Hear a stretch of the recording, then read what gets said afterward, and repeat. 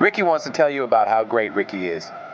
These players today, they ain't got shit on me. What his name?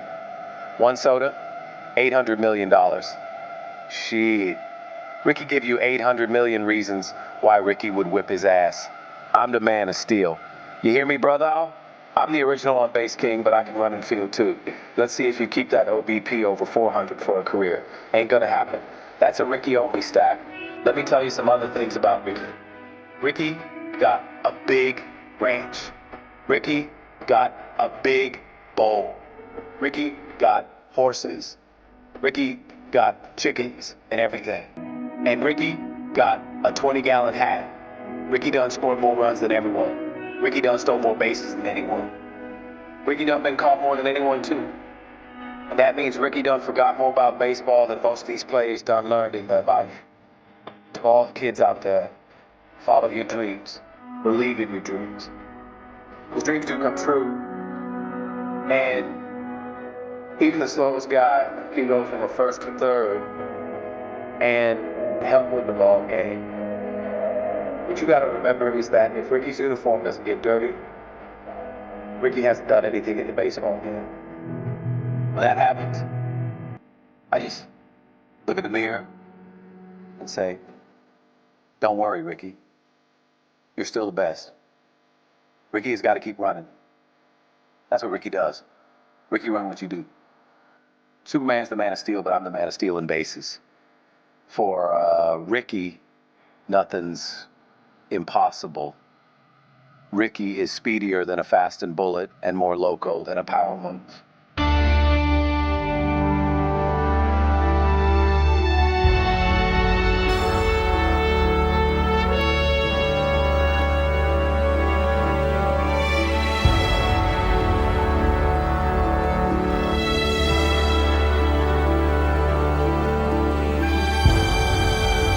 Rickey Henderson is truly a one-of-a-kind person.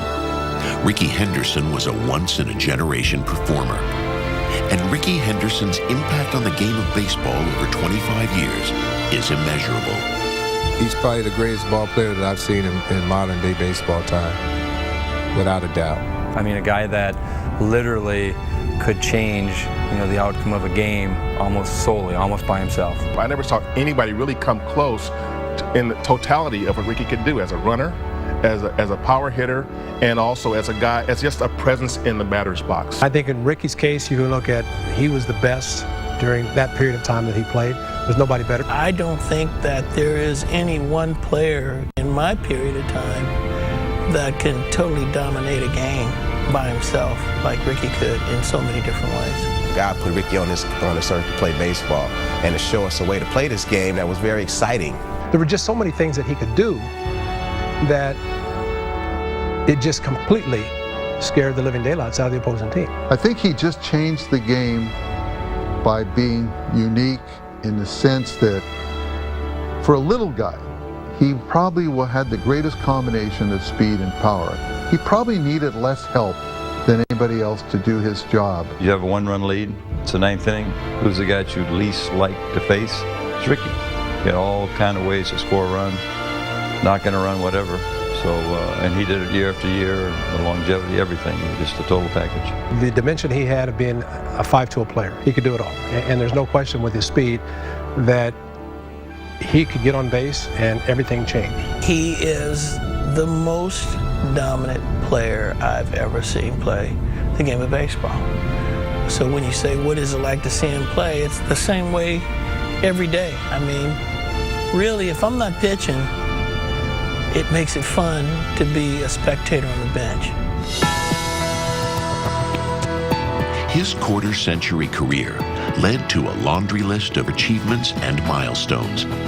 The unquestioned greatest leadoff hitter of all time is also the game's stolen base king. Henderson is the record holder for both runs scored and home runs to lead off a game. His skill set made him nearly impossible to stop on the diamond. He had the speed, he had the power, he had the patience. When Rickey walked into the batter's box, it's like the opposing team was already on its heels. He could win a game, like leading off a game with a home run or, hitting one late. getting on base via the walk, steal second, steal third, and score on a ground ball. I think Rickey, his level of intensity, the will to win, and the will to be the best was what he brought to the ballpark every day, and it was contagious. When it comes to talking about leadoff hitters, Rickey was the best ever. When it comes to guys stealing bases, Rickey was the best ever. When it comes to left fielders, in the American League, Rickey was the best ever. He led baseball in larceny. I mean, he would get on base without a hit and score a run without a hit. How many home runs did the 2 or 3 hitter get because the pitcher was focusing on Rickey not stealing second or stealing third, that the pitcher didn't concentrate on making a quality pitch, and the guy ends up hitting it out of the ballpark. And then he had, a real burglar type mentality. I mean, he's out there to abuse you on the bases. And when he got on base, the action really got started. He was scary because he would dance off that bag and the pitchers would become discombobulated. I mean, you could just see some of them just self-destruct. The idea was don't let him get on base. But when he got on base, some pitchers would just absolutely melt. As the old saying goes, speed never goes into a slump, and Rickey had the speed. Rickey would invent runs, and I don't know how, he had so many different ways of doing it. This was a person that could generate a run without even a hit. I mean, 3 hitters could go up, and no one could hit the ball out of the infield, and you could be up 1-0. And whether it was a 10 to 15-year period of time, he was the best. There's no doubt. And I think he'll go down as the all-time best, whether it's a left fielder, offense, but no doubt the stolen base threat that he was and the success rate that he had and how he could change a game just by getting on base. You appreciated what he did, and you feared what he did if you're on the opposing team.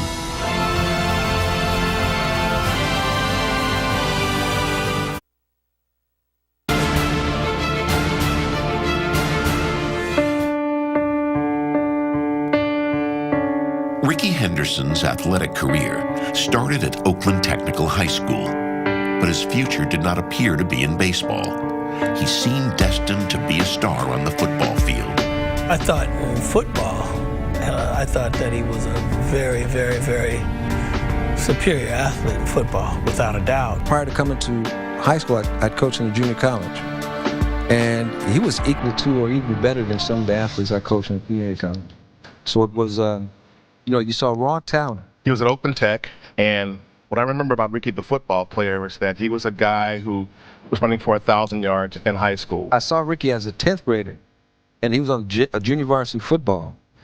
And when I saw him run, I said, wait a minute, and I want him on varsity. I went down to the junior varsity coach, and I said, look, I want that, that running back that you have. He said, who, Rickey? I said, yeah. I thought, if I graded him football, baseball, I thought that Rickey probably would have been a good pro running back. The one unique thing about Rickey is that I've never seen him compete against any other individual. Rickey competed against himself. I actually heard about his football prowess, and they told me there was a kid across the bay that was like Walter Payton. So we went over to see him one night, and he ran 6 touchdowns, and it was the most incredible thing I'd ever seen. I didn't want to play baseball. I played basketball because of the cheerleader. Baseball wasn't nobody coming out to see us playing, so why do you want to play baseball and you can be doing something else? The lady that kind of was instrumental was a lady who's now passed away, was Tommy Wilkerson. And she was somewhat like a godmother to him. She wanted to see the kids to come and play the game, the sport that she loved so much. So she came to me and asked me to play baseball. And I told her I didn't really want to play baseball. So she said, I'll make a deal for you. She said, I'll give you a quarter for every hit, for every stolen base you get, and for every run you come across the plate. And you can have your lunch money. That sounds like a good deal with me. I don't have to go to work. I'm working as a baseball player. I didn't know exactly, but I heard about it. And I heard her. And she'd advertise, yeah, you give a stolen base, I'll give you a quarter, Rickey. So she got me into stealing the base. Because every time I got a hit, I know it was a quarter, but I needed to make about $4.50 to take a young lady for lunch. So I had to go get 4 or 5 hits, steal 3 or 4 bases just to make lunch money. So each and every day I would make sure that I get on base, I steal a base, and I try to get as many hits. So that's got me going.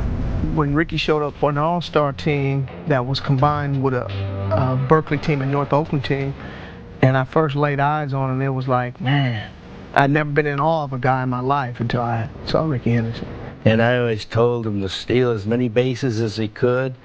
And I said steal third base all the time, because in high school pitchers don't have a good pickoff move to second, and they may throw it to third base and be left field, we got to run.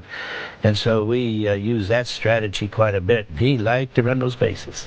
At a young age, when I first met him, obviously his physical attributes were different than everyone else. Big legs, strong, looked like a man. I mean, even though he had a boy face, he still looked like a man. Yeah, I said, just go, Rickey. And certain times I would say don't steal. It wasn't an appropriate situation, but most of the time he could do it on his own. He had the green light, so to say.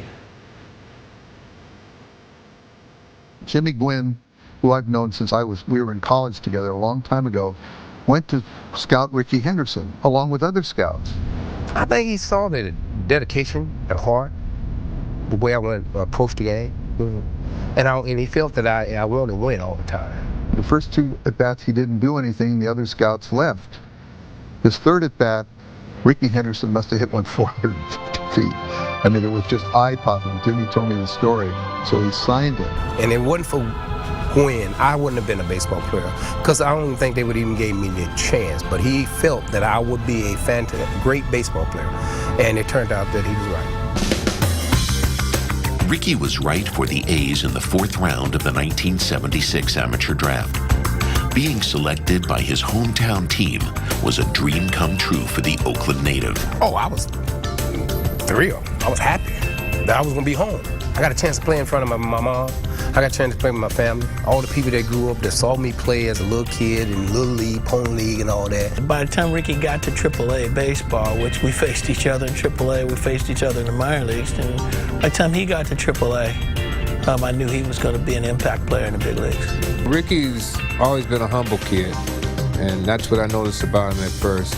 Rickey Henderson will lead it off for the Oakland A's, making his first appearance at the plate in an Oakland uniform. You know, always receptive to advice, and just the joy of playing Major League Baseball. That was like none other had. You know, he really loved playing baseball, so it was just a treasure to be around somebody like that, and it was kind of, it rubbed off on you. At that particular point in time, we all just wanted to go out and watch him play left field, see what he did, how he hit, you know, how he would get his lead, how he would steal bases. You know, some of us even tried to run like Rickey, but we couldn't do that. This guy who really not only could run and hit, but had a flair about him, you know, and I think that's what fans really, the minute he stepped on the field, his first year, he was a fan favorite, and he remained that throughout the course of his career because, A, he acknowledged fans, but B, he put on a show.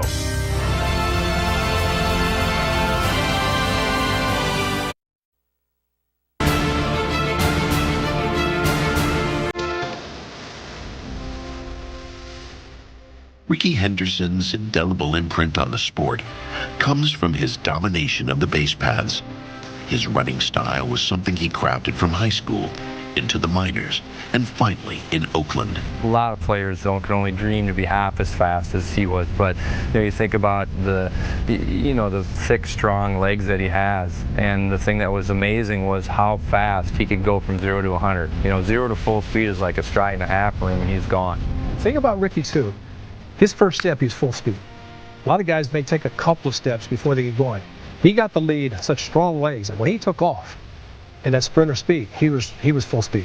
When his first step left the ground, you could see the explosiveness and the acceleration, and you could see it. The dirt would come up about 2 to 3 feet in the air. Everybody in the ballpark knows what he's about to do, and they still couldn't stop him. So that was incredible. When he got on base, you always felt that he was going to steal, whether it was first, second to third. When you get to the pro level, in baseball, you have that kind of speed, the ability. Rickey had the ability to do a lot of things that are pretty special. For Rickey, it was, how do I go about it? How can we stop him? We can't stop him. What do we do? You know, the scouting report was very simple with Rickey: keep him off the base. But I mean, it was a lot easier said than done. Top of the scouting report had to have Rickey's name because once he got on base, the entire defensive dynamic changed. He literally made pitches and catches nervous reps. Well, immediately you think you don't walk him. And as soon as you think don't walk him, you walk him. As soon as you walk him, now you're throwing over to first base 6, 7, 8 times. I constantly got to remind the pitcher, be quick, try to slide step. Your bench is trying to pick Rickey up. Is he going to steal? Is he not? I mean, he just causes havoc. You know, on the base pass, he creates distractions for the pitcher. So how do you defend that? Pitcher's got to get closer to the plate. He's got to look back. You just can't do anything in routine. And your infielder has to take that bag away, which leaves a big hole. So, I mean, he made you so vulnerable. It was scary. The whole game changed to whereas when he got on first base, they called it a Rickey run when he scored. And it was very easily done. He would steal second. He could steal third. And Dwayne Murphy was our second hitter, so he could either sacrifice bunting or sacrifice fly. And within 2 batters, we would have a run sometime. Now, when he got to first base, he understood that all I need to understand is when the guy's going home. Anything else, he's probably coming to first. So once he understood that and the guy went home, he could steal a base on anybody. It's not uncommon to see him steal 2 bases in one at bat or in one sequence of being on the base, steal second, steal third. The man of steel patented the head-first slide during his career. The slide was violent, yet beautiful, and allowed him to increase his success rate. In Double-A, I saw him trying at it. First time he tried it, he cut his stomach open with his belt buckle on his uniform and slit his stomach belly button open. So, you know, he came right back after he got well and tried it again. Sliding head first takes a lot of pounding on the body. It gives you a lot of injuries that are unforeseen, such as jam fingers, jam wrists, jam elbows, jam shoulders. You look at the way he slid head first, try sliding and being successful 130 times and see how your chest feels. When you're diving and you're landing on your chest, the way he did with his stolen bases. But the thing about Rickey is that he was so gifted physically, you know, solid, just solid rock muscle. And he had a great chest. I don't know if I ever saw anybody with more bumps and lumps and bruises on their body. So I look at it and say, this guy abused his body on the baseball field, while others were saying, he needs to be a little tougher. He wants to sit out every now and then. Well, I think he needed to sit out every now and then because he put so much into it. If Rickey didn't feel like he could play up to his ability and his legs, his jets, what he called them, if he couldn't turn on the jets, he wasn't going to go out there and give you a 70% effort on the field. And that's just how Rickey was. He didn't know how to back down for the most part. So if Rickey said his legs was bothering him, I would be one to believe that Rickey's legs was bothering him because I know what he wanted to do. He wanted to play every day. You know, the great hitters you worry about, you fear those guys, but with Rickey was the other dimension because he could get on base and beat you with his legs. He could get on base a lot because of his strike zone. His ability to beat you and you not to be able to stop him. Speed is something that's so hard to defend because if you have it, you have it. It can't be taught. He's just a distraction. In itself, he is a distraction. He's a guy that you really just, you know, on the hottest day in Arkansas with the humidity at its best, he's a nest of mosquitoes is what he is.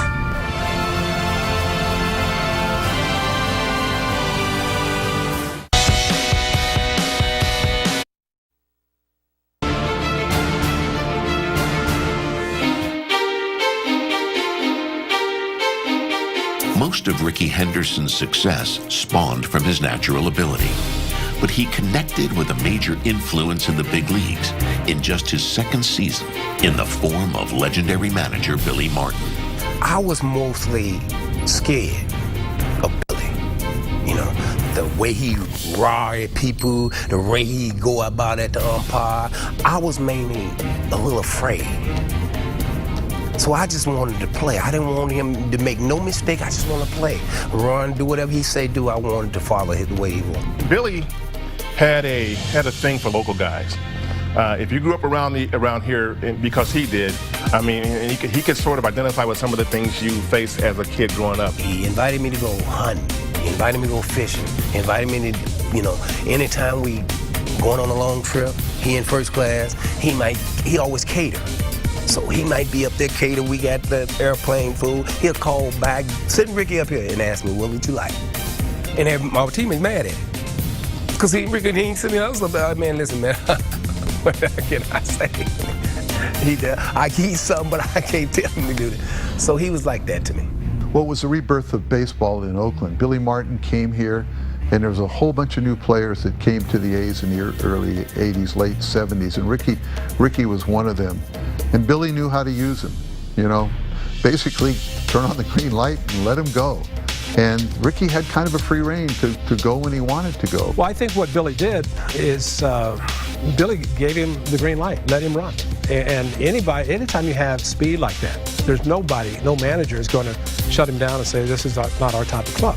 One thing about Billy, he was a smart man, and he knew not to try to change anything that Rickey was doing.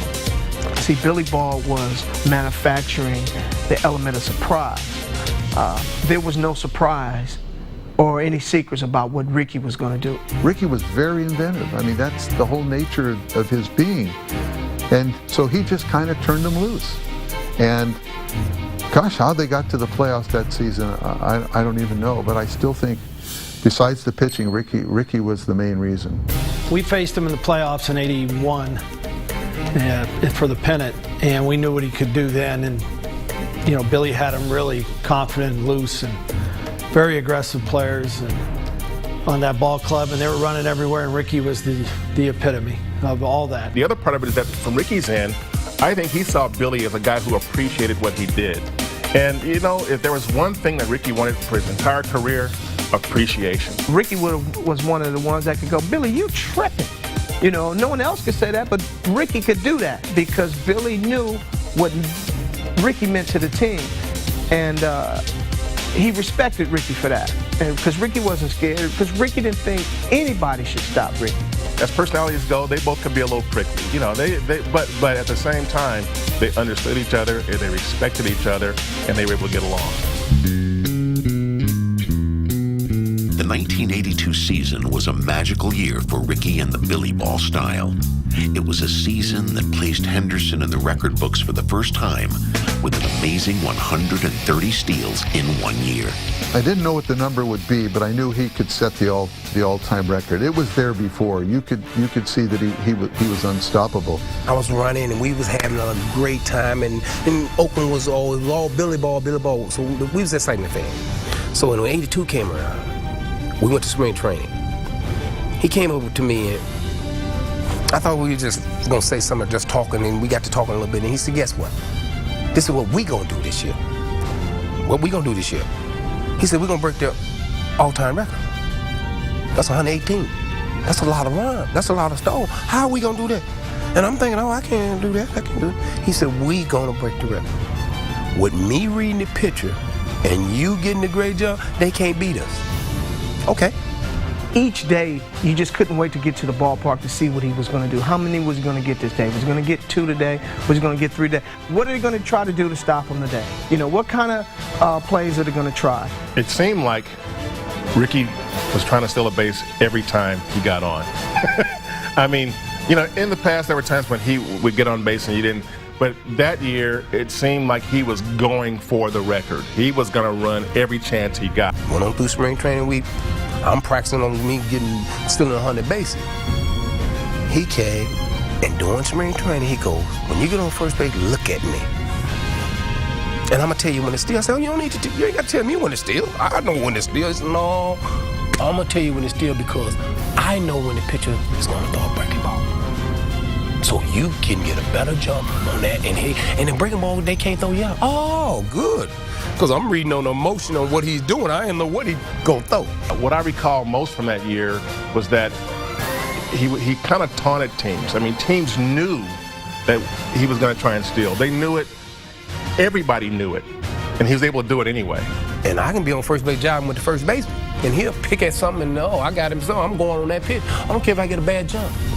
And I was probably like 85% safe on it. So that record that we broke, not with just me, it was me and Billy. Because I might have wouldn't have never done it without him.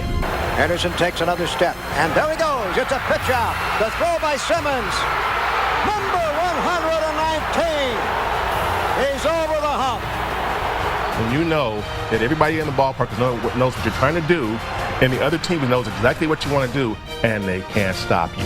I mean, that's as good as it gets for any athlete, whether you're baseball, any sport you're playing. If you know you can't be stopped, that's as good as it gets. And that's what I remember from 82. It seemed like he couldn't be stopped as a base thief.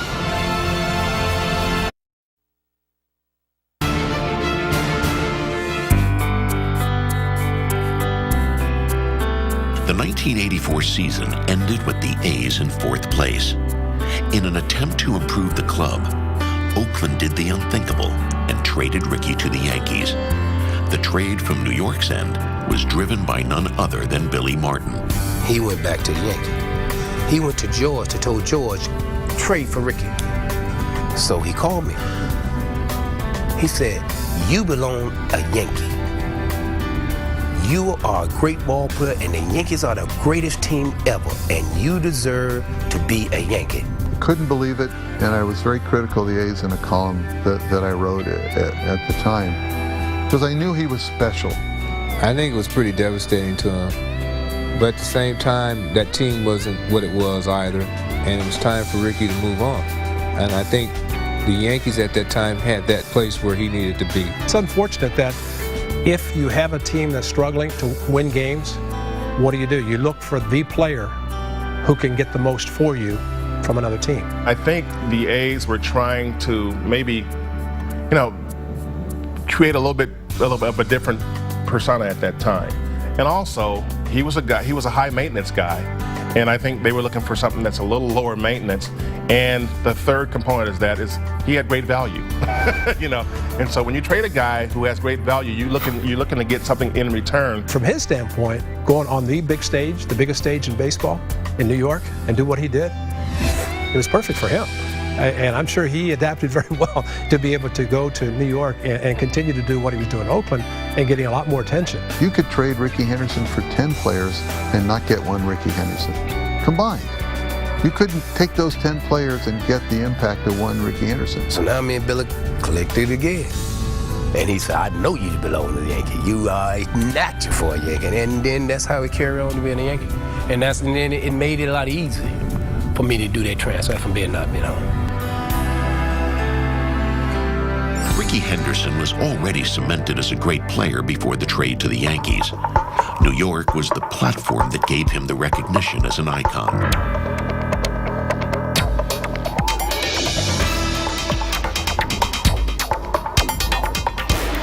The Yankees, George Steinbrenner was always in the paper, always identified. Wherever you go, everybody knows the Yankees.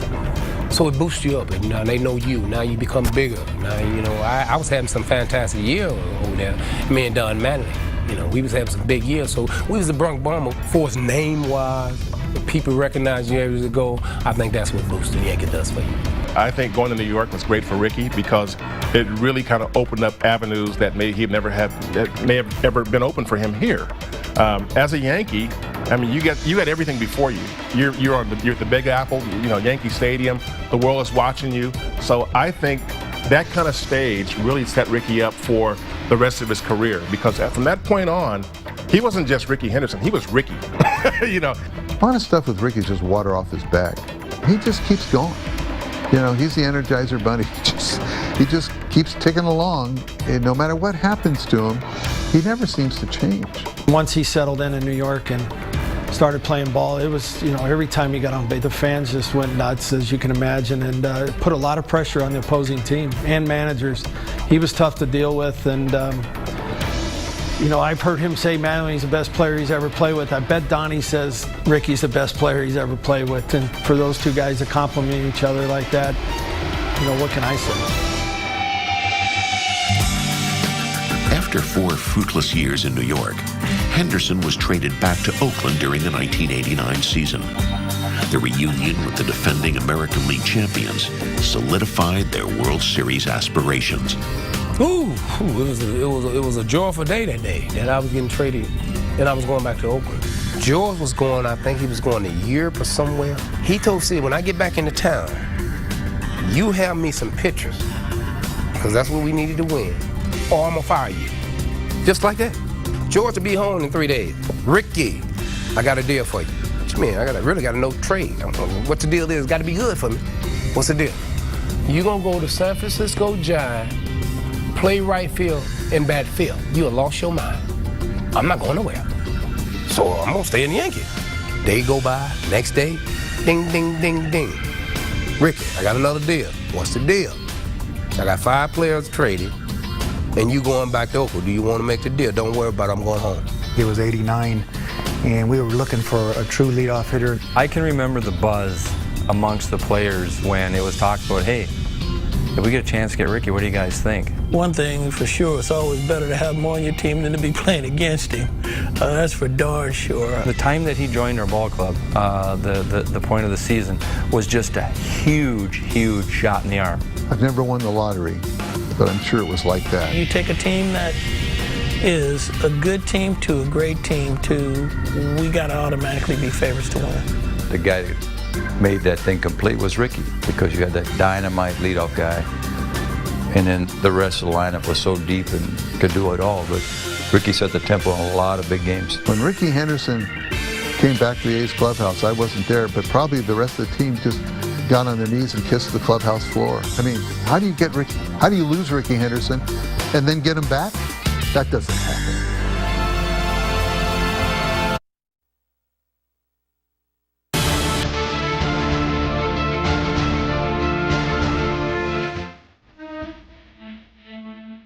The 1989 postseason was the gateway to glory for Rickey Henderson. His outstanding playoff performance in both the American League Championship Series and the World Series catapulted his league-wide standing. As a player, your goal and your joy of all is getting to the postseason. That's what we go out there and work 162 days to get to the postseason. Nothing else doesn't matter. I don't know if I ever saw a postseason where one guy just kind of captivated me. I'm riveted to this one guy doing what he does. There's always one guy when you get ready for the playoffs that they say, don't let that guy beat you. Rickey was that guy with the A's. He just went crazy. It was,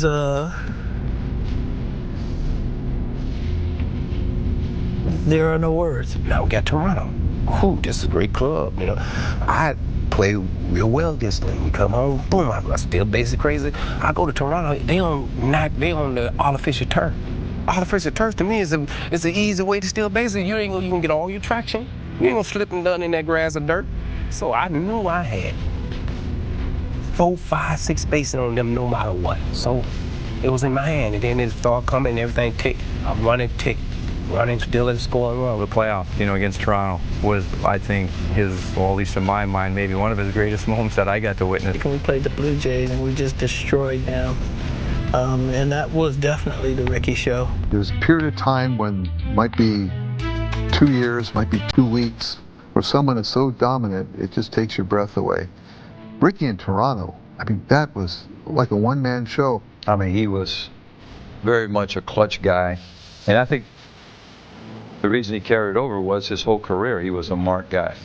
So he had to deal with the attention, the pressure of performing, and he had to be able to do it with everybody trying to stop him.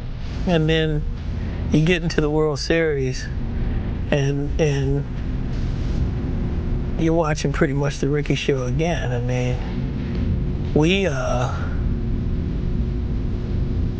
You'd have to be there. It's the best way to put it. You really have to be there. This is Rickey showing everybody all he can do. This is really, if you just take that postseason and say, okay, I want you to lead this team to a championship.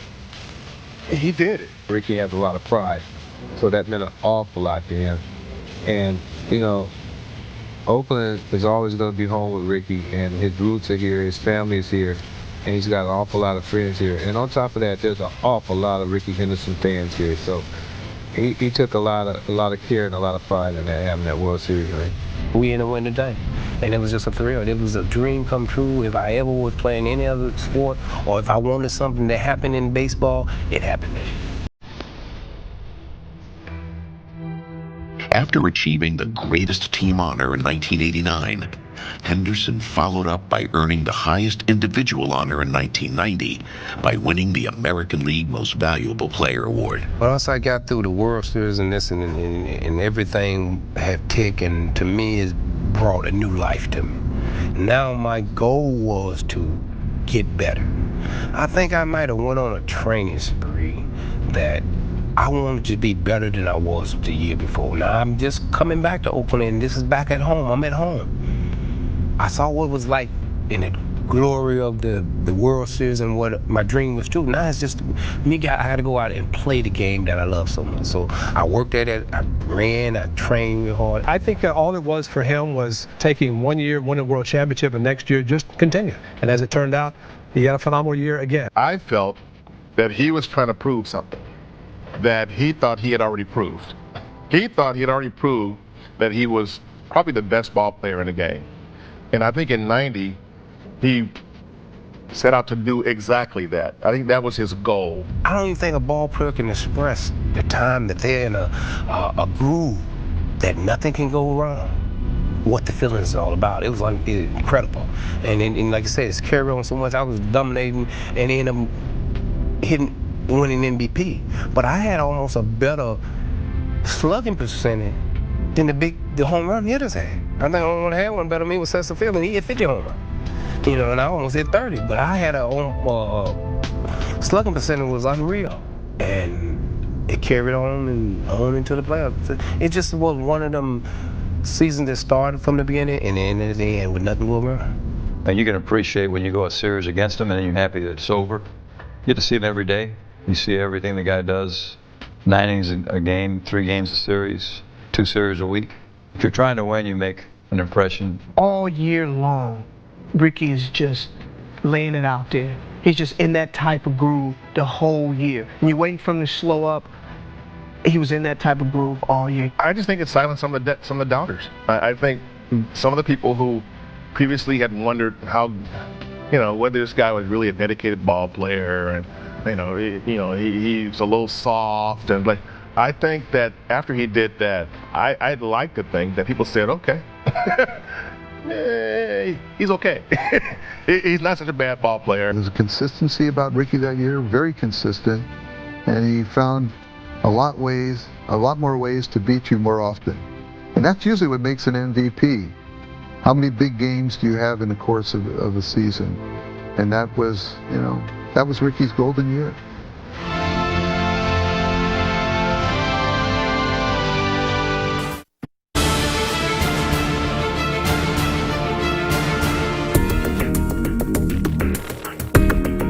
As the 1991 season dawned, the Man of Steel was on the edge of setting the career stolen base record. On May 1st, 1991, he would overtake Lou Brock in the record book with some controversy along the way. Nothing was surprising to him. Nothing at all was surprising to what he could do. And so just his whole career. And to break the record, that was just a number. What was going to happen? And as it turned out, he was going to make sure it happened in Oakland. It was as inevitable as the sun rising in the east. It was going to happen. It belonged to Rickey. Nobody deserved it more. Just let him do it. He's going. Here comes the throw. He's got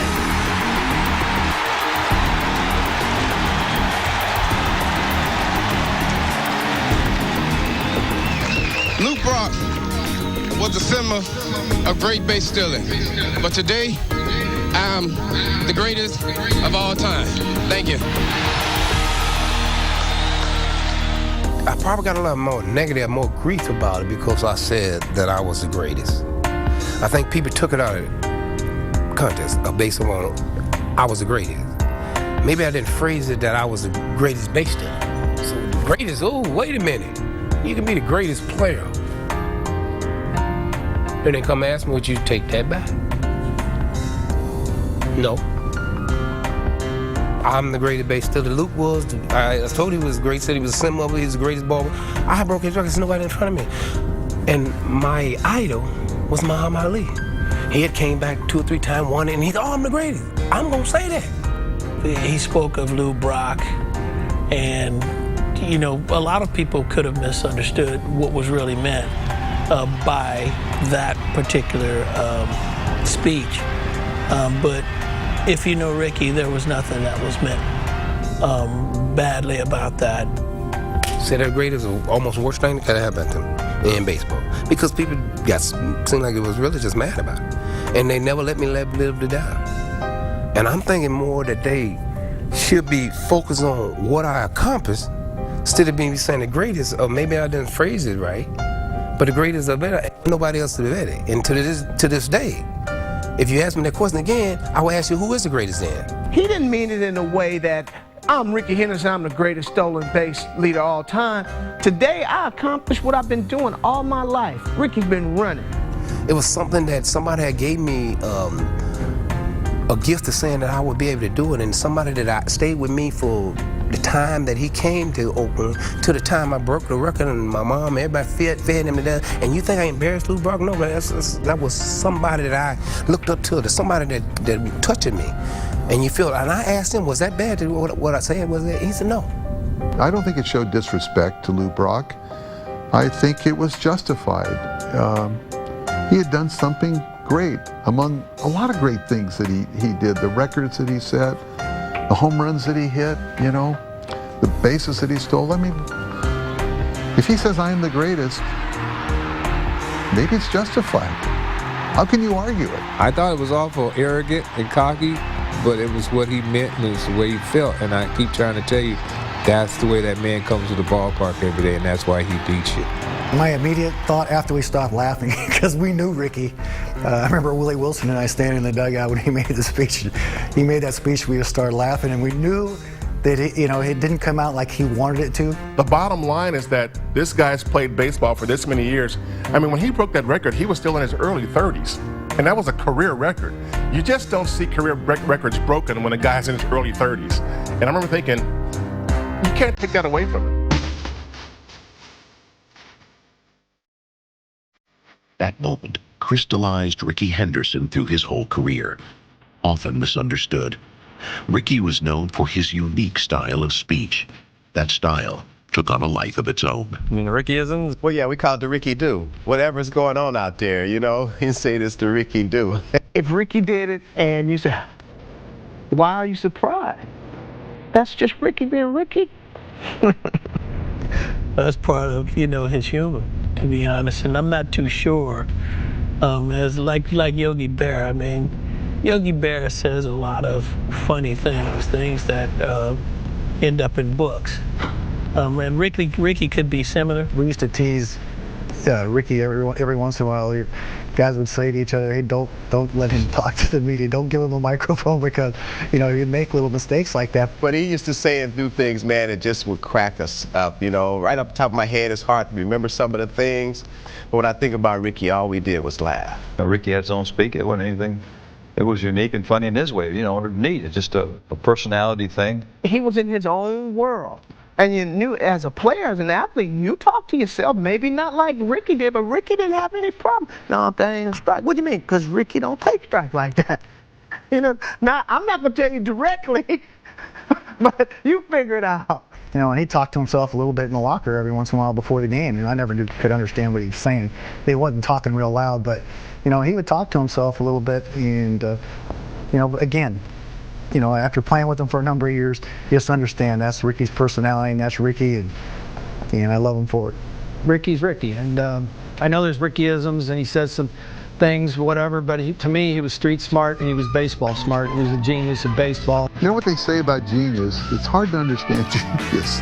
That there's always an edge to genius. Somebody walk away thinking, oh, he's just a great athlete, but he's not really as smart as he's baloney. Rickey abused you with his smarts. Saying these things and people thinking, oh, Rickey, might not be the brightest bulb around here, and he might be doing that to thinking that the other team, potentially going to take advantage of him, pitching to him or something like that. And all of a sudden, Rickey goes deep, and I mean, you can just see that smile as he's rounding the base. It's like, hey, who's laughing now?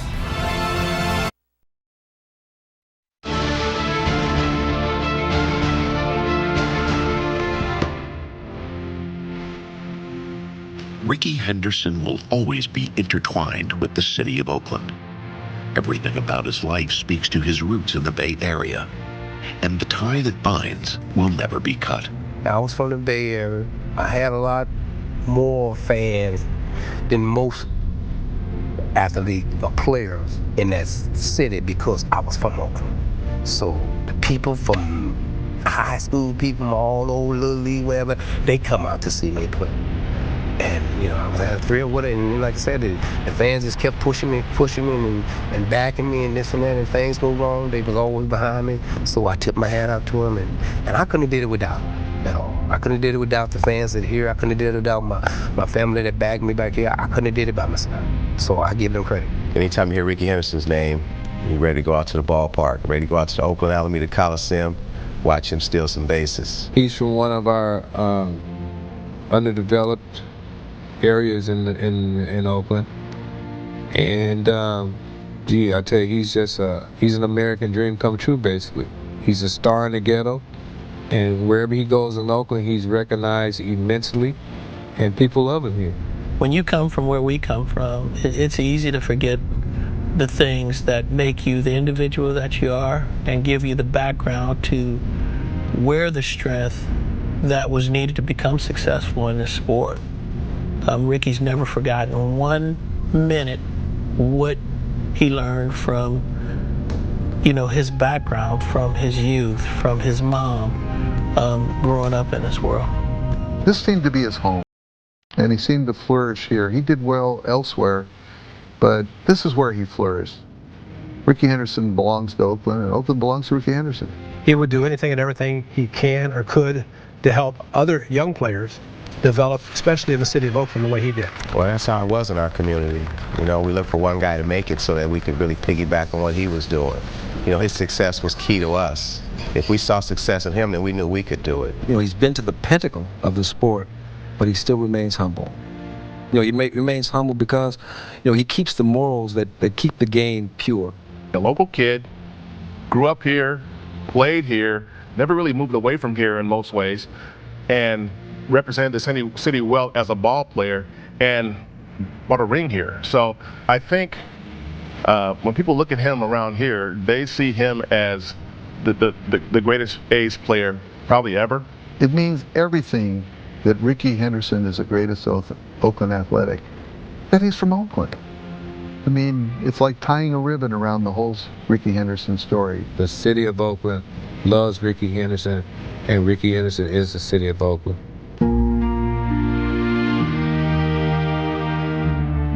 His place in the annals of baseball is solidified with his induction into Cooperstown.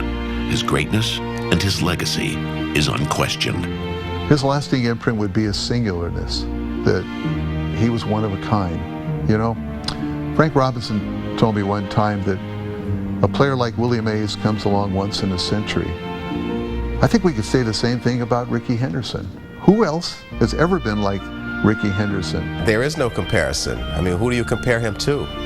You know, there's no comparison. Rickey was probably the greatest player to play this game. I feel so fortunate to have watched Rickey Henderson play, because people always talk about him in the same terms they talk of Willie Mays, Hank Aaron, because he was able to accomplish things in this game that no one else will ever accomplish. When you put the uniform on, you want to make sure that the performance that you put on brings people back to the ballpark the next day. Rickey is that kind of player. Baseball's been around since the Cincinnati Red Stockings in 1869, and all that time, here's 150 years, he's the greatest leadoff hitter of all time. Well, he'll be the all-time greatest leadoff hitter in baseball history. Along with the stolen bases and the power, there's really nobody like it. I think when people look back at how many games and how he was able to affect games so much, I don't see anybody out there that was able to do that like Rickey was. Quite a thing to be able to say, or to have said about you, to say that you were the best during your period of time and nobody was better. Can't ask for more. When you start talking about his greatness, you know, he was great young, he was great in the middle, he was great when he was older. Rickey was born to do this. And when you're born to do this, there's just no way that, you know, the average guy can beat you. the guy who's working extra hard with less talent. Rickey was born with talent. Rickey was born with desire. Rickey was born with the ability to play this game. His name is amongst the league leaders all time in a major sport. I mean, who would have thought it when we were kids? The legacy that I want to, or when I lead the game, I want them to think of Rickey Henderson as a player that no matter what, he was a diehard to the game. He loved the game. He probably would do anything for the game. I want to know them to know that when I took the field, I gave 100, 110% out there. I hope most of them know that I had in my heart to always be a winner. Little Martin said once to me, the only you get the glory out of this game if you become a winner.